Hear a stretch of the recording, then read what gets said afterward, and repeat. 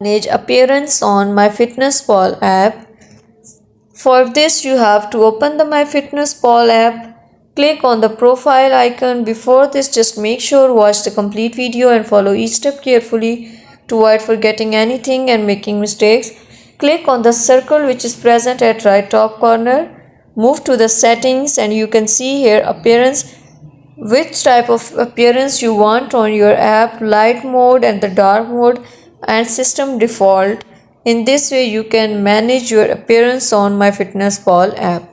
Thank you so much. That was all. Please consider showing your support by commenting, liking, sharing and subscribing to our channel for more valuable content in the future. Your engagement is highly appreciated. I wish you very good luck. Thanks.